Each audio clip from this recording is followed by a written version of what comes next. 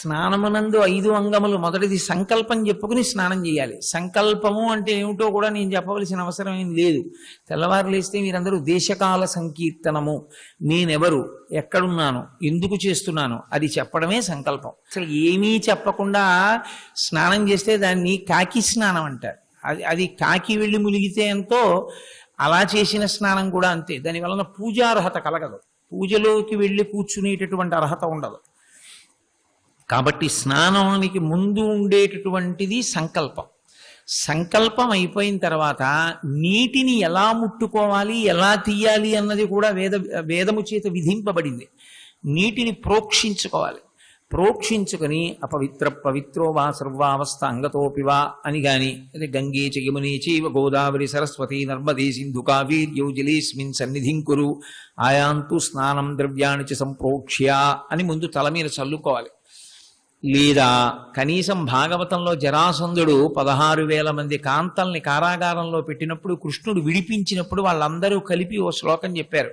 కృష్ణాయ వాసుదేవాయ హరయే పరమాత్మనే ప్రణత క్లేశనాశాయ గోవిందాయ నమో నమః ఆ శ్లోకం చెప్పాలి. చెప్పి తర్వాత తల నుంచి నీరు పోసుకోవాలి. వేడి నీళ్లు పోసుకోవడం అనేటటువంటిది శాస్త్రంలో లేదు అసలు. ఒక్క పరమరోగ పీడితుడైతేనే వేడి నీళ్లు పోసుకున్నాడంటే ముందు పాదాల మీద పోసుకుని తల మీద పోసుకోవాలి. చన్నీళ్లే పోసుకుంటాడని వేదం మాట్లాడుతుంది. రోగగ్రస్తుడైతేనే వేడి నీళ్లు కాబట్టి, చన్నీళ్లు కాబట్టి శిరస తల నుంచి నీళ్లు పోసుకోవాలి. కాబట్టి మొదటిది సంకల్పము. రెండవది దానికి సంబంధించినటువంటి సూక్త పఠనము అంటారు. ఏదో ఒక సూక్తాన్ని చదువుతూ ఉండాలి. సాధ్యమైనంత వరకు పరదేవతా సంబంధం కానీ, వరుణ సూక్తం అంటే నీటికి సంబంధించినటువంటి సూక్తం కానీ, అప్పుల మీద వచ్చేటటువంటి నీటి మీద వచ్చేటటువంటి సూక్తములను చదువుతారు. నీటి గొప్పతనం ఏమిటో చెప్తారు. చెప్తూ శుక్రాచార్యుల వారు పరమశివుడి కడుపులో పడుకుని చెప్తాడు. నీటికున్న గొప్పతనం ఏమిటో చెప్తాడు. మైల ఉన్నవాడు మైల లేనివాడు ఇద్దరూ నీటిలో ప్రవేశించి స్నానం చేస్తే నదిలో వాడికి మైల వదిలిపోతుంది, వీడికి కల్మషము వదిలిపోతుంది. తప్ప నీటి వలన వాడి మైల వీడికి అంటుకోదు. మైల పోగొట్టగలిగినది, తాపము పోగొట్టగలిగినది, దాహము పోగొట్టగలిగినది, ప్రాణములు నిలబెట్టగలిగినది లింగ పురాణంలో ఉంది. ఇవన్నీ కూడా ఏదో ఒకటి నీటి వైభవాన్ని ప్రస్తుతి చేసేటటువంటి సూక్త పఠనము చెయ్యాలి. సూక్త పఠనము చేసి తలస్నానము చేసిన తరువాత అప్పుడు మళ్ళీ అఘమర్షణ స్నానము అని ఒక స్నానం. అంటే 3 మాటలు అఘమర్షణ మంత్రములు అని చెప్తారు. చెప్పి మునక వెయ్యాలి నీటిలో. 3 మార్లు మునిగి లేవాలి. ఆ 3 మార్లు మునిగేటప్పుడు మనిష్టం వచ్చినట్లు మునిగి మనిష్టం వచ్చినట్టు లేవకూడదు. దానికి అఘమర్షణ మంత్రము అని ఉంటుంది. ఆ మంత్రం 3 మాటలు చెప్పాలి. అఘమర్షణ మంత్రం రాకపోతే గాయత్రిని పాదాలు విడదీసి చెప్పాలి. అది కూడా చేత కాదనుకుంటే ప్రణవం 3 మాటలు చెప్పాలి. ఓంకారం 3 మార్లు చెప్పి అఘమర్షణ స్నానమును చెయ్యాలి. అఘమర్షణ స్నానం అయిన తర్వాత నిలబడి జపం చెయ్యాలి. గాయత్రి మహామంత్రం ప్రాతకాలంలో చేసేటప్పుడు నిలబడి చేస్తూ ఉంటారు. ఇప్పటికీ తాడేపల్లి రాఘవనారాయణ శాస్త్రి గారి వేద పాఠశాలలో తెల్లవారుగా ఉన్న బ్రాహ్మీ ముహూర్తంలో పిల్లలందరూ నిలబడి గాయత్రి మంత్రం చేస్తుంటే గాయత్రి మాత మెరుపు తీగ రూపంలో వాళ్ళ మధ్య తిరుగుతూ ఉంటుంది. ఇప్పటికీ కూడా ఇవాళకి ఎప్పటికీ ఆ భూమి అటువంటిది. రాఘవనారాయణ శాస్త్రి గారి ఉపాసన ఎక్కడో కాదు, పక్కనే పశ్చిమ గోదావరి జిల్లా చిందూలు. కాబట్టి ఆ తల్లి అనుగ్రహిస్తుంది గాయత్రి. కాబట్టి జపం చేస్తారు. జపమైన తరువాత తర్పణ చెయ్యాలి. దేవతలకి తర్పణ చెయ్యాలి, ఋషికి తర్పణ చెయ్యాలి, పితృదేవతలకి తర్పణ చెయ్యాలి. ఈ 3కి తర్పణ చేసిన తరువాత ఒడ్డుకి రావాలి. ఇది స్నాన విధానము అంటారు. ఇలా స్నానం చెయ్యాలి. ఎందుకంటే అంత కట్టుదిట్టమైన ఏర్పాటు ఎందుకు ఇలా చెయ్యడం అంటే ఒక్కటే కారణం. దాని వలన చిత్తశుద్ధి కలగాలి. శరీరమును శుద్ధి చేసేటటువంటి ప్రక్రియ యందు చిత్తము కూడా శుద్ధి పొందాలి. చిత్తము శుద్ధి పొందితే తప్ప జ్ఞానమును పొందడానికి కావలసినటువంటి అర్హతని పొందదు. భాండ శుద్ధి కొరకు దేనికైనా సరే ఆచారకాండ అలా నియమం విధిస్తుంది. తర్వాత శరీరానికి సజలభస్మని అలంకారం చెయ్యాలి. అంటే విభూతి ఎడం చేతిలో వేసుకుని అప్పుడు కొద్దిగా నీళ్లు వేసి కుడి చేతితో మూత పెట్టి కొన్ని మంత్రాలు ఉంటాయి. భూతిం భూతకరీ పవిత్ర జననీ పాపౌగ విధ్వంసని, అటువంటి ఓం త్రయంబకం యజామహే సుగంధిం పుష్టివర్ధనం అటువంటి మంత్రం కానీ చెప్పి తరువాత 2 వేళ్లతో ముందు విభూతిని ఇటు నుంచి ఇటుకి తీయాలి. తర్వాత బొటన వేలితే 2 వేళ్లు పైకెత్తి ఇటు నుంచి ఇటు పెట్టాలి. తర్వాత శరీరాంగముల యందు అలదాలి.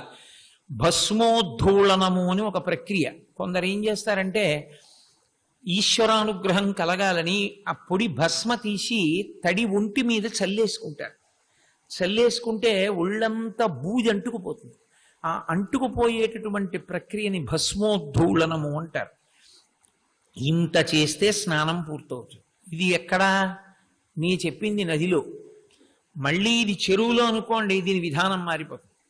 చెరువు దగ్గరికి వెళ్ళి స్నానం చేస్తే ఆ స్నానం చేసేటప్పుడు ఎప్పుడూ సూర్యునికి అభిముఖంగా నిలబడి స్నానం చేయాలి. అదే పితృకార్యం ఏదైనా చేస్తూ ఉంటే దక్షిణానికి తిరిగి స్నానం చేయాలి. గ్రహణం, పట్టు స్నానం, విడుపు స్నానం ఇలాంటివి చేస్తే చీకట్లో కూడా చేయవలసి వస్తుంది. కాబట్టి తూర్పు దిక్కుకు కానీ పశ్చిమ దిక్కుకు కానీ రెండిటిలో ఏదో ఒక దిక్కువైపుకి తిరిగి స్నానం చేయవలసి ఉంటుంది. సాధకుడు ఈశ్వరానుగ్రహం కావాలనుకున్నవాడు ఎప్పుడూ తూర్పు దిక్కుకు తిరిగే స్నానం చేయవలసి ఉంటుంది. స్నానం చేసిన తరువాత విడిచిపెట్టిన తడిబట్ట తాను పిండుకుంటే ఆరోగ్యం. భార్య కానీ పిండితే ఇంట్లో అన్ని విధాల ఆనుకూల్యత, వైభవం.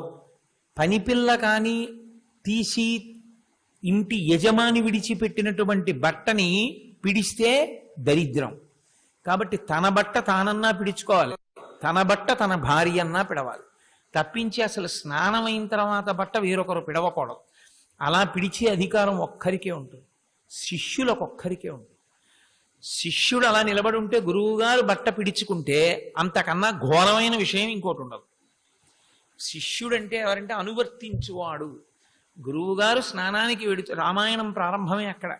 గురువుగారు స్నానానికి వెడుతున్నారు అంటే గురువుగారు స్నానం ఎలా చేస్తారో తెలిసిన్నవాడై ఉండాలి. గురువుగారి స్నానానికి కావలసినవి పట్టుకెళ్ళాలి. గురువుగారి స్నానానంతరం కట్టుకునే పొడి బట్ట పట్టుకెళ్ళాలి. తడిబట్ట పిడిచి తాను పట్టుకురావాలి. పూర్ణ జల కలశం ఎప్పుడూ పట్టుకుని వస్తూ ఉండాలి వెనకాల. కాబట్టి స్నానము ఇంత అల్లరి ఉంటుంది. ఒక్క ఇంటి దగ్గర స్నానం చేస్తున్నాం అనుకోండి, అధమాధమమైనటువంటి స్నానం అంటారు దాన్ని. ఆ స్నానం చేసేటప్పుడు ఎప్పుడూ కూడా పాత్రతో నీరెత్తి తల మీద పోయకూడదు, అలా పోసుకోకూడదు. అంటే ఇంకా అధమమైన స్నానం అది. ఎప్పుడూ కూడా నీటి యందు తల ముంచుకోగలిగినట్టుగా స్నానం చేయాలి. అంటే నదీ స్నానమో చెరువులోనో చెయ్యాలని శాస్త్రం. ఏ కారణం చేతనైనా అలా తల మీదకి పాత్రతో నీళ్లు పోసుకునేటట్టుగా స్నానం చేస్తే అన్ని స్నానముల కన్నా ఆ స్నానం చాలా తక్కువ స్థాయిలో ఉంటుంది. కాబట్టి కనీసంలో కనీసం దానికి ఫలితం రావాలి అంటే సంకల్పం చేసుకుని సూక్త పఠనం చేస్తూ తూర్పు దిక్కుగా తిరిగి స్నానం చేయవలసి ఉంటుంది. ఇలా స్నానం పూర్తి చేస్తే 365 రోజులు నేను ఇలాగే స్నానం చేస్తానండి అంటే కుదరదు. చిత్తశుద్ధి కలగాలి అంటే 5 రకాలైన స్నానం చేయాలి. ప్రతి 365 రోజుల్ని ఒక ప్రమాణంగా చెప్తారు. అందుకే పెద్ద మంత్ర పుష్పం అంటుంటారు మన వాళ్ళు. అసలు ఈశ్వరుడి దగ్గర పెద్ద మంత్ర పుష్పం చదవవలసినటువంటి అవసరం ఉండదు. అది సృష్టిలో పంచభూతముల యొక్క వైభవాన్ని చెప్తుంటారు. ఆయతనవాన్ భవతి అంటుంటారు దానికి చివర. అందులో పంచభూత స్నానము అంటే పృథివీ యందు, అప్పు అంటే నీటి యందు, వాయువునందు, అగ్ని యందు, ఆకాశమునందు 5 యందు స్నానం చేయాలి. అయితే ఈ 5 యందు స్నానం ఏమిటంటే అగ్నిహోత్రంలో స్నానం ఎలా కుదురుతుందండి? అలా ఎలా కుదురుతుందని మీకు అనుమానం రావచ్చు. పంచభూత స్నానముల యందు మొదటి స్నానము పృథివీ స్నానము. పృథివీ స్నానము అంటే ఎప్పుడో అప్పుడు 365 రోజుల్లో ఒక రోజైనా పుట్టమన్ను ఒంటికి రాసుకుని స్నానం చేయాలి. పుట్టమన్ను ఒంటికి రాసుకుని చేసేటటువంటి స్నానానికి పృథివీ స్నానము అని పేరు. పృథివీ తర్వాత ఉండేటటువంటిది అప్, దాన్ని వరుణ స్నానము అంటారు. అంటే నీటితో చేసేటటువంటి స్నానం. కాబట్టి అది స్నానమునందు ఎలాగో నీటితోనే చేస్తాం, అది రోజు వచ్చే స్నానం కిందకు వస్తుంది. పృథివీ, ఆపస్, తేజో అగ్ని స్నానం. అగ్ని స్నానము అంటే భస్మ స్నానం. భస్మ ఆవు పేడని పిడకలు చేసి కొన్ని మంత్రముల చేత కాలుస్తారు. ఆ మంత్రముల చేత కాల్చి దాంట్లో కలపవలసిన పాళ్ళు కలుపుతారు. అది స్కాంద పురాణంలో బ్రహ్మోత్తర ఖండంలో చెప్తారు ఎలా తయారు చేయాలో విభూతి. కొన్ని ప్రత్యేకమైన మంత్రములతో కాల్చాలి.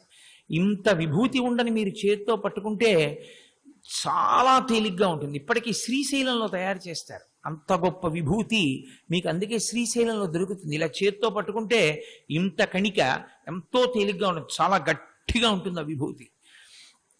అటువంటి విభూతిని శరీరమునందంతటా చల్లుకోవాలి. ఒక్కరోజైనా 365 రోజుల్లో స్నానం చేసి భస్మోద్ధూళనం చేసుకోవాలి. ఒంటి మీద విభూతి చల్లుకుంటే ఆ స్నానము అగ్ని స్నానము. పృథివీ ఆపస్ తేజో వాయు, వాయు స్నానమని ఒక స్నానము.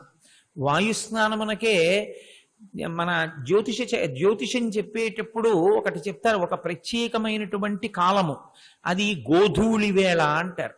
సాయంకాలం ఆవులు ఇంటికి తిరిగి వస్తాయి. ఆవులు ఇంటికి తిరిగి వచ్చేటప్పుడు వాటి డెక్కలకి తగిలి ఆ ధూళి పైకి రేగుతుంది. అందున పొద్దున్న వెళ్ళేటటువంటి ఆవులు గంభీరంగా వెడతాయి. సాయంకాలం వచ్చే ఆవులు స్కూలు విడిచిపెట్టిన పిల్లల్లా వస్తాయి. పెద్ద పెద్ద అంబారావాలు చేసుకుంటూ అరుచుకుంటూ వస్తాయి. ఆ వస్తున్నప్పుడు ఆ గోధూళి పైకి రేగుతుంది. ఆ గోధూళి రేగుతున్నప్పుడు ఒక్కసారైనా ఆవుల మంద వెనక నిలబడి దాని ధూళితో స్నానం చేయాలి. మేకల మంద వెడుతున్నప్పుడు, గొర్రెల మంద వెడుతున్నప్పుడు వాటి డెక్కల ధూళి ఒంటి మీద పడితే అపమృత్యు వస్తుంది. దాని వెనక నడవకూడదు ఎప్పుడు. కానీ గోవుల వెనక ఎప్పుడో ఒకప్పుడు నలవాలి. 365 రోజుల్లో ఒక్కరోజైనా ఆవుల మంద సాయంకాలం వెడుతోందంటే కారులో హారం కొట్టి వెళ్ళిపోకూడదు. దిగి వాటి వెంట వెళ్ళి ఆ డెక్కల ధూళి మీద పడాలి. భీష్మాచార్యుల వారు కృష్ణ పరమాత్మని స్తోత్రం చేస్తారు. ఆ గుర్రాల యొక్క ధూళి ఆ ఆవుల యొక్క ధూళి మీద పడుతూ ఉంటుంది. ఆయనకి ప్రతిరోజు సాయంకాలం ఆ గోవుల వెంట నడిచి వస్తుండేవాడు ఆ చిన్ని కృష్ణుడు. గోధూళిధూసరిత కోమల గోపవేషం గోపాల బాలక శతైరనుగమ్యమాలం సాయంతనే ప్రతిగృహం పశుబంధనార్థం గచ్చంతమచ్యుత శిశుం ప్రణతోస్మి నిత్యం అంటాడు లీలాశుకుడు కృష్ణకర్ణామృతంలో. ఆ ఆవుల మందలతో కలిసి సాయంకాలం వస్తుంటే వాటి డెక్కల మించి రేగినటువంటి ధూళి మీద పడేది. అలా మీద పడితే అది గాలి చేత కొట్టబడిన ధూళి కనుక దానికి వాయుస్నానము అని పేరు. చిట్ట చివరిది ఆకాశ స్నానము. ఆకాశ స్నానమునకే దివ్య స్నానము అని ఇంకొక పేరు. కేవలం మబ్బు పట్టి చీకటిగా అయిపోయిన తరువాత పడేటటువంటి వర్షం కాదు. సూర్యుడు ప్రకాశిస్తూ ఉంటాడు, ఎండగా ఉంటుంది, దర దర దర దర వాన పడుతుంది. రెండు ఉంటాయి, మీరు చూస్తుంటారు అప్పుడప్పుడు. ఎండగా ఉండి వాన పడుతుంది. ఆ ఎండగా ఉండి వాన పడేటటువంటి కాలమునందు 365 రోజుల్లో ఒక్కరోజైనా అటువంటి వర్షంలో తడిసిపోవాలి పూర్తిగా. బట్టలు తడిసేటట్టుగా తడవాలి. అలా తడిస్తే దాన్ని దివ్య స్నానము అని పిలుస్తారు, ఆకాశ స్నానము అని. అలాగే ఆకాశ స్నానం ఏమన్నా అలా ఎప్పుడూ పడలేదండి 365 రోజులో. రాత్రి ఎప్పుడో పడుతుందేమో అంటే అప్పుడు సూర్యుడు ఉండడు కదా, నేను చూడగా ఎప్పుడు పడలేదు, మరి నేను ఎలా స్నానం చేయడం అంటే దానికి శాస్త్రం ఒక మినహాయింపు ఇచ్చింది. ఉదక భాండము అని చెప్పేసి కలశ అంటారు. ఎప్పుడైనా పెద్ద పెద్ద క్రతువులు జరిగినప్పుడు మంటపం వేసి మంటపం మధ్యలో ప్రధాన కలశ పెడతారు. ఆ ప్రధాన కలశ పెట్టి ఈశ్వరుడు యొక్క క్రతువంతా పూర్తయిపోయిన తర్వాత మామిడి మండలు కానీ ప్రత్యేకించి దర్భలతో చేయబడిన కూర్చె కానీ ఆ కలశలో వేసి ఆ కలశలో ఉన్నటువంటి జలాల్ని ప్రోక్షిస్తారు. మంత్రం అంటే శబ్దము. శబ్దము ఆకాశ గుణకము. ఇప్పుడు నేను మాట్లాడిన మాట ఇందులోంచి వెడుతోంది, ఆకాశంలో వెడుతుంది. కాబట్టి శబ్దమునకు ఆకాశమునకు సంబంధము. కాబట్టి కలశలోకి ఉన్నటువంటి నీళ్లలోకి పరమాత్మని వేదమంత్రముల చేత ఆవాహన చేసి ఆయనకి తజ్జలాన్ అని పేరు. నీటి యందు తొందరగా ప్రవేశిస్తాడు ఆయన. అందుకే ఈశాన్యంలో నీళ్లు పెట్టండి అంటారు. ఆ నీటిని దర్భకూర్చెతో చల్లితే అలా ఎవరి తలల మీద నీళ్లు పడ్డాయో వాళ్ళందరూ దివ్య స్నానము ఆకాశ స్నానము చేసినట్టు. కాబట్టి 365 రోజులలో ప్రయత్నపూర్వకంగా పంచభూత స్నానము చేసిన వాడై ఉండాలి. ఇవన్నీ చేస్తే నిత్యకర్మలో స్నానం సరిగా చేసినట్టు. అంటే తపస్సు అన్న మాటలో నిత్యకర్మ ఈ ఒక్క మాట వెనకాతల ఉండేటటువంటి తాత్పర్యాన్ని మీరు అర్థం చేసుకుంటే నిత్యకర్మానుష్ఠానము మనం అనుకున్నంత తేలికేమీ కాదు. నిజంగా వేదం ఎలా చెప్పిందో అలా చెయ్యగలిగితే ప్రతిరోజు నిద్ర తెల్లవారుజామున 4 అయ్యేటప్పటికి లేవాలి. అలా లేచి గాయత్రి చెయ్యడానికి కూర్చోకపోతే మహాదోషం. కృతఘ్నఘ్నాయ దేవాయ జ్యోతిషాం పతయే నమః అని సూర్యభగవానుడు త్రిమూర్త్యాత్మకమైనటువంటి స్వరూపము తిక్కన గారు విరాట పర్వంలో వర్ణిస్తాడు. హరిహర బ్రహ్మ మహానుభావంబులొక్కటింగాగ గరగిన గట్టి అనగా అంటాడు. బ్రహ్మ విష్ణు శివుడు ముగ్గురు కలిసి ఒక చోట కరిగి ముద్ద కట్టేస్తే అదే పరమశివుడు, ఆ సూర్యభగవానుడు. ఆ పరమేశ్వరుడు ఆకాశ వీధిలో వచ్చి ప్రకాశించేటప్పటికి ఆయనకి స్వాగతం చెప్పడానికి యోగ్యంగా నువ్వు ఉండాలి. అంతేగాని అప్పుడు ఇంకా నేను పడుకుంటానండి, అప్పుడు నేను లేస్తానండి అంటే వాడు కృతఘ్నుడు. వాడు పరమేశ్వరుడు ప్రత్యక్షంగా మాంసనేత్రము చేత చూడడానికి యోగ్యమైన స్వరూపం అదొకటే. పరమశివుని అష్టమూర్తులలో సూర్యచంద్రులిద్దరూ ఒకటి. భూరంభంశనలో నిలోంబర మహార్నాథో హిమాంసు పుమాన్ ఇత్యాభాతి చరాచరాత్మకమిదం యస్యైవ మూర్త్యష్టకం నాణ్యకించన విద్యతే వివృశతాం యస్మాత్ పరస్మాత్ విభో తస్మై శ్రీ గురుమూర్తయే నమగిదం శ్రీ దక్షిణామూర్తయే అంటారు శంకర భగవత్పాదులు దక్షిణామూర్తి స్తోత్రంలో. అష్టమూర్తి తత్వమైనటువంటి శివుని యొక్క స్వరూపములే ఆ సూర్యచంద్రులు. ఆయన వచ్చేటప్పటికి ఆయనకి స్వాగతం చెప్పడానికి నువ్వు వైదికంగా సిద్ధం కాకపోతే ఈశ్వరుడు వాణ్ణి కృతఘ్నుడిగా భావిస్తాడు. అటువంటి కృతఘ్నుడికి శిక్ష వేస్తాడు. కృతఘ్నఘ్నాయ దేవాయ ఏం శిక్ష వేస్తాడంటే అనారోగ్యం వస్తుంది. ఆరోగ్యం భాస్కరాది చేత్, ఆరోగ్యము సూర్యనారాయణమూర్తి యొక్క అనుగ్రహముగా కలుగుతుంది. కాబట్టి ఆయన రాకపూర్వమే నువ్వు లేచి వైదికంగా ఉండాలంటే స్నానాదులు పూర్తి చేసుకుని సిద్ధపడి ఉండాలి గాయత్రి చేసి. అలా ఉంటే స్నానమన్నదాన్ని ఒక్కదాన్ని నిత్యకర్మలో అంత జాగ్రత్తగా చెయ్యాలి. ఇక అసలు ఓ పంచ కట్టుకుని పూజకెళ్ళడం అన్నదాని మీద పటల పన్నం అని వేదంలో ఒక పన్నం. ఆ పన్నం అంతా కూడా మీరు పరిశీలనం చేస్తే అయ్య బాబోయ్ బట్ట కట్టుకోవడానికి ఇంత నియమం ఉందా అనిపిస్తుంది. ఎప్పుడైనా పూజకి కూర్చున్నప్పుడు వెనక నుంచి పంచ గోచి పోసి పైకి దోపి కూర్చోకపోతే వాడు ఎంత పూజ చేసినా వాడు పూజ చేశాడు అని వెయ్యరు వాడి ఖాతాలో. వాడు దిగంబరంగా కూర్చుని పూజ చేసిన పాపం వాడి ఖాతాలో వేస్తాడు. నేను చెప్పట్లేదు, నేను అబద్ధాలు చెప్పానని మీరు అనుకుంటే వేదంలో పటల పన్నం తీసి చదవండి. అసలు గోచి పోసి పంచి కట్టుకోనటువంటి వాడు ఏ వైదిక కర్మాచరణమునకు అర్హుడు కాడు ప్రవచనముతో సహా. ఈశ్వరుడు గురించి మాట్లాడాలన్నా అలా పంచ కట్టుకునే వెళ్ళవలసి ఉంటుంది అంతే. కాబట్టి దాని మీద ఏదైనా అగ్నిహోత్రం ఏదైనా నిప్పు నిరుసుపడి కన్నాలు పడినా కాలినా అంచు లేకపోయినా ఆ వస్త్రం కట్టుకుని పూజ చేయకూడదు. అంచు ఉండాలి వస్త్రానికి. అందుకే ఎంత పెళ్ళవనివ్వండి, ఎంతమందికి పెట్టనివ్వండి, బట్టలే పెడతారు. పెద్దలు ఎవరైనా ఇంటికి వస్తే బట్టలు పెడతారు. ఎందుకు ఆయనకి లేవనే కాదు, అంచు ఉన్నటువంటి వస్త్రాన్ని ఇచ్చినట్లయితే ఆయుర్దాయ కారకం. అది కూడా ఇచ్చేటప్పుడు ఎడంభుజం మీద ఉత్తరీయం ఉండాలి, పుచ్చుకునేటప్పుడు ఎడంభుజం మీద ఉత్తరీయం ఉండాలి. ఎడంభుజం మీద ఉత్తరీయం ఇచ్చేవాడికి పుచ్చుకునేవాడికి కూడా లేకుండా బట్టలు ఇచ్చేస్తే అలా పుచ్చుకుంటే వాడికి గండకాలం అయితే గండకాలం ఫలిస్తుంది ఆ తర్వాతి కాలం. అందుకని ఎడంభుజం మీద ఉత్తరీయం వేసుకుని ఇవ్వాలి. అవతలవాడు బుద్ధి లేక అలా ఇస్తే పుచ్చుకునేవాడైనా ఎడంభుజం మీద ఉత్తరీయం వేసుకోవాలి. భార్య బ్రతికుంది అని గుర్తు ఏమిటంటే ఎడంభుజం మీద ఉత్తరీయం. భార్య మెడలో మంగళసూత్రం భర్త ఉన్నాడని ఎలా గుర్తో, పురుషుడు ఎడంభుజం మీద ఉత్తరీయం వేసుకుని తిరుగుతున్నాడు అంటే ఆయనకి భార్య ఉన్నది, ఆయన యజ్ఞాధికారి, ఆయన యజ్ఞం చెయ్యడానికి కూర్చోడానికి అర్హత ఉన్నవాడని గుర్తు. ఉత్తరీయం కుడిభుజం మీద వేసుకుంటే భార్య మరణించినవాడు అని గుర్తు. ఆయన్ని మీరు యజ్ఞానికి కానీ మంగళప్రదమైన కార్యాలకి కానీ పీటల మీద కూర్చోండి అని ఇంకా అడగకూడదు. కుడిభుజం మీద ఉత్తరీయం ఏ పరిస్థితుల చేత వేసుకోకూడదు. ఒక్క ఎడంభుజం మీదే ఉత్తరీయం ఉండాలి. ఏదో జారిపోతుంది అనుకుంటే ఇలా చుట్టూ వేసుకోవడం వేరు, కానీ ఒక్క భుజం మీద వేసుకుంటే ఎడంభుజం మీదకే ఉత్తరీయం. అందుకని 5వ పోవు ఉత్తరదంజాలు వేస్తే పెళ్లిలో ఎడంభుజం మించి యజ్ఞోపవీతం వేస్తాడు. వీడికి పిల్లనిస్తున్నాను, వీడు ఎడంభుజం మీద ఉత్తరీయం లేకుండా తిరుగుతాడో ఏమిటో వీడికి ఇంకో యజ్ఞోపవీతం పోగు వేసేస్తే అది దాని కింద కాపాడుతుంది, నా కూతురు 10 కాలాలు బతికుంటుందని చెప్పి తండ్రి తాపత్రయంతో ఇంకో పోగు వేస్తాడు.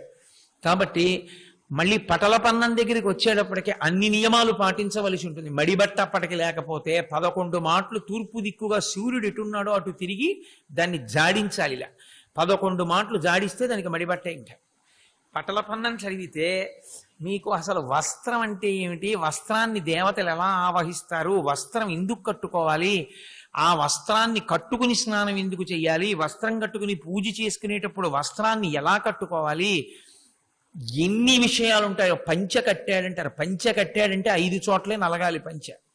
పంచ కట్టి విప్పిన తర్వాత విప్పి ఇలా పెడితే అంచు 5 చోట్లే నలిగి ఉంటుంది. 6వ చోట నలిగిందంటే వాడికి పంచ కట్టుకోవడం రాదని గుర్తు. 5 చోట్లే పంచ నలిగి ఉండాలి. పంచ బాగా కట్టుకునేవాడిని గుర్తు ఏంటంటే ఎన్ని మాటలు కట్టినా పంచ 5 చోట్లే నొక్కబడుతుంది. 5 ఇంద్రియములను కట్టాడని గుర్తు. పంచకట్టు అంటారు. అందుకని వైదికం, అది వేదప్రోక్తం. అందుకని పంచ కట్టుకునే పూజ కూర్చోవడం. ఇవన్నీ చేస్తే నిత్యకర్మ. ఇక్కడతో అయిపోయింది అనుకుంటున్నారేమో. నేను పూజ చెయ్యడానికి యోగ్యతాసిద్ధి చెప్పానంతే. తపస్సులో స్నానం చేయడం అంటే యోగ్యతాసిద్ధి. యోగ్యతాసిద్ధి ఒక్కటే ఇలా ఉంటే అసలు ఆ రోజు చెయ్యవలసిన పని అంటే పోనీ ఏమంటే ఇవన్నీ మీరు చెప్పి మమ్మల్ని అడలగొట్టేయకండి, మీరే చేయలేరు కదా, ఉద్యోగానికి పోతున్నారు అంటే కనీసం తెలుసుకుని ఉన్నాం అనుకోండి. పదవీ విరమణ తర్వాత మళ్ళీ ఇంకో ఉద్యోగం వెతుక్కుని దరిద్రంగా తిరగకుండా, అమ్మయ్య 60 ఏళ్ళు వచ్చాయి, పదవీ విరమణ చేశా, ఏదో ప్రభుత్వం ఇచ్చిందిగా తృప్తి. 2, భగవంతుడి గురించి కార్యం ఎప్పుడు చేస్తాను, కొంత చేయగలిగింది ఇప్పుడు ప్రారంభం చేద్దాం తెలుసుకుని అని. తెలుసుకోకపోతే ఎప్పుడు చేస్తావు మరి? తెలుసుకుంటే కనీసం ఒక్కరోజు ఎప్పుడైనా 2-3 నెలల్లో ఒక్కరోజు అలా చేయడానికి ప్రయత్నించాడు అనుకోండి, అలవాటు అవుతుంది. ఓ ఇలా చేయవలసి ఉంటుంది, తర్వాత మనం రిటైర్ అయిపోయిన తర్వాత మన జీవితం ఇలా ఉంటుంది సుమా అని. కాబట్టి స్నానం చేసి పూజకి కూర్చుంటే, మీతో నేను మనవి చేశాను కదా, ప్రాతకాలము, ప్రాతకాలమంతా గాయత్రి, ప్రాతకాలమంతా గాయత్రి చెయ్యాలి. అంటే 1000 పర్యాయములు గాయత్రి మహామంత్రములు చెయ్యాలి. లేదు ఇంకా ఎక్కువ చేస్తాను, నీ అదృష్టం, తప్పకుండా చేయొచ్చు. తర్వాత ఈశ్వరార్చనము. దీనికి ముందు ఏం తీసుకోవాలంటే అని అడుగుతారేమో. వేదంలో ఏమీ తీసుకోవడాన్ని అంగీకరించవు. కాఫీ తాగుతానండి, టీ తాగుతానండి అంటే అది మాదక ద్రవ్యం, పూజకు అనర్హత వస్తుంది. అది జీర్ణమైపోయే వరకు చేయకూడదు. శరీరం అనుకూలించదండి అంటే మాత్రం, అనారోగ్యం ఉంది, శరీరం పడిపోయిందంటే మాత్రం మినహాయింపు. నాకు అటువంటి అనారోగ్యం ఉందండి, షుగర్ ఉన్న వాళ్ళకి అది అదృష్టం. అయ్యా నాకు షుగర్ ఉందండి, అంతసేపు నేను కూర్చోకూడదు అలాగా అన్నాడు అనుకోండి, మధుమేహము ఉంది, పాలు పుచ్చుకోవచ్చు, కాస్త మజ్జిగ పుచ్చుకోవచ్చు. అథవా నేను అన్నానని అదే పనిగా పాటించేసే ప్రయత్నం చేయొద్దు. ఆవిరి మీద ఉడికిందైతే ఇడ్లీ లాంటిది పుచ్చుకోవచ్చు. పచ్చళ్ళు అవన్నీ నంచేసుకుంటానని చెప్పకూడదు. పాలలో ముంచి పుచ్చుకోవచ్చు. అది కూడా ఇంత ఆవలింత వచ్చేంత పుచ్చుకోకూడదు. శరీరం నిలబడడానికి కావలసినంత పుచ్చుకోవాలి. ఎప్పుడో మధ్యలో నీకు ఏ 10 అయిన తర్వాత అలా ఉండలేదండి, శరీరం పడిపోతుందండి అంటే అప్పుడు పుచ్చుకోవచ్చు. అంతేకాని దిక్కుమాలింది లేచిన దగ్గర నుంచి తినేస్తానంటే ఏదో దారశిపారణకి ద్వైతులు ఉంటారు, ద్వైత సంప్రదాయం, మధ్య సంప్రదాయంలో ఉన్న వాళ్ళు ఉంటారు. మన స్మార్తులు అంత నిక్కచ్చిగా చేసిన వాళ్ళని నేను ఎప్పుడు చూడలేదు. ఏకాదశి ఇప్పటికీ కూడా ద్వైతులు చేస్తారు అలాగే. మధ్య సంప్రదాయంలో ఉన్న వాళ్ళు ఏకాదశి వస్తే వాళ్ళు నిర్జలోపవాసం చేస్తారు. వాళ్ళు నీళ్లు కూడా పుచ్చుకోరు. వాళ్ళు నీళ్లు పుచ్చుకోరు. విచిత్రం ఏంటంటే వాళ్ళ ఇంటికి ఎవరైనా వెళ్ళినా మంచినీళ్ళు తాగుతారా అని అడగరు. వాళ్ళు మంచినీళ్ళు ఇవ్వరు ఆ రోజున ఎవరికి. నేను ఒకసారి చాలా పెద్ద అధికారి, చాలా ప్రఖ్యాతి వహించినటువంటి వారు పుస్తకం కూడా రాశారు. తిరుమల తిరుపతి దేవస్థానంలో చాలా పెద్ద అధికారిగా ఉన్నారు వారు ఒకప్పుడు. నేను ఒక ఏకాదశి నాడు వారి దగ్గరికి వెళ్ళాను. వారు నాతో ఓ మాట అన్నారు, కోటేశ్వరారు ఏమనుకోకండి మీరు వచ్చారు, ఇవాళ నేను మీకు మంచినీళ్ళు కూడా అడగలేను, ఎందుకంటే ఇవాళ ఏకాదశి అన్నారు. నిర్జలోపవాసం చేస్తారు వాళ్ళు. అంటే మంచినీటి చుక్క కూడా పుచ్చుకోరు. ఒకానొకప్పుడు కామకోటి పరమాచార్య స్వామి చంద్రమౌళీశ్వరారాధన చేసి అనుగ్రహ భాషణం చేస్తున్నారు. అకస్మాత్తుగా వర్షం పడింది. ఆయన వెంటనే కళ్ళు మూసుకుని ధ్యానం చేసి అన్నారు, ఈ సభలో ఎవరో ఒక మధ్వుడు ఉన్నాడు, నిర్జలోపవాసం చేసి పరమేశ్వరుణ్ణి ఆరాధించాడు, అతను ఉండడం వల్ల వాన పడింది, ఎవరు లేవండి అన్నారు. ఒక మధ్వుడు ఒక ద్వైత సంప్రదాయమునందుండి ఏకాదశి వ్రతం అలా చేసి ఆయన ఉన్నాడు. ఆయన ఉన్నందుకు వాన పడింది. అంత గొప్పగా చేస్తారు నిర్జలోపవాసం. ద్వాదశి వస్తే వాళ్ళు ఏం చేస్తారంటే రాత్రి 12ంటికో 1 గంటకో వంట మొదలెట్టేసుకుంటారు. మీరు ఎవరైనా ద్వైతులు మీకు పరిచయం ఉన్న వాళ్ళు ఉంటే మీరు ఆ ద్వాదశి రోజున వాళ్ళని వెళ్ళి పలకరించి అడిగారనుకోండి, వాళ్ళు మీరు ఎన్నింటికి భోజనం చేశారని అడిగారనుకోండి, తెల్లవారకట్ట 5ంటికి అయిపోయిందండి అంటారు. ఎందుకనో తెలుసా? సూర్యోదయ పూర్వం పారణ అయిపోవాలి. అది వైదికం. సూర్యోదయానికి ముందు తినేస్తారు. ఏదో అట్ల తద్దినాడు అప్పుడు తింటారే అలా అంటే సూర్యోదయ పూర్వం అంటే అప్పటికి అనుష్ఠానం కూడా పూర్తి చేస్తారు. అనుష్ఠానం పూర్తి చేసి మహానైవేద్యం చేసి భోజనం చేసేస్తారు. మా ఆఫీసులో ఉన్నారు ఒక ఆయన, నేను ఇవాళ పలకరించాను కూడా ఆయన, ఆయా ద్వాదశి ఇవాళ ఏం చేసాం అంటే ఆయన, అందుకేనండి ఇవాళ బద్ధకంగా ఉంది, తెల్లవారకట్టి తినేసానండి అన్నాడు. చాలా సంతోషించా. రాత్రి 1 గంటకు లేచి వంట మొదలెట్టాను కోటేశ్వరారు. అంటే ద్వాదశి పారణ ధర్మం మారిపోతుంది. ఏకాదశి ఉపవాసం, ద్వాదశి పారణ. ద్వాదశి నాడు సూర్యోదయ పూర్వం కానీ సూర్య భగవానుడి దర్శనం అవగానే కానీ తినేస్తారు. అది ధర్మం. కాబట్టి నిత్యకర్మ యందు గాయత్రి అయిపోతే ఉత్తర క్షణంలో పీఠార్చన చేయవలసి ఉంటుంది. ఇంట్లో ఉన్న సింహాసనానికి అర్చన. సింహాసనానికి అర్చన అంటే శ్రీరామ రామ రామేతి రమే రామే మనోరమే సహస్రనామ తత్తుల్యం రామనామరాననే పూజ అయిపోయింది అనడం కాదు.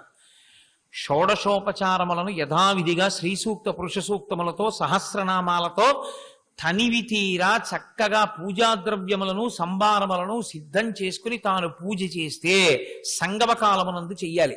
అంటే సూర్యోదయం 6 గంటలకైతే 8 గంటల 24 నిమిషాల వరకు గాయత్రి చేసుకుని దిగ్దేవతా నమస్కారం చేసి అప్పుడు కూర్చుని సంగమ కాలమునందు పూజ మొదలు పెడతాడు.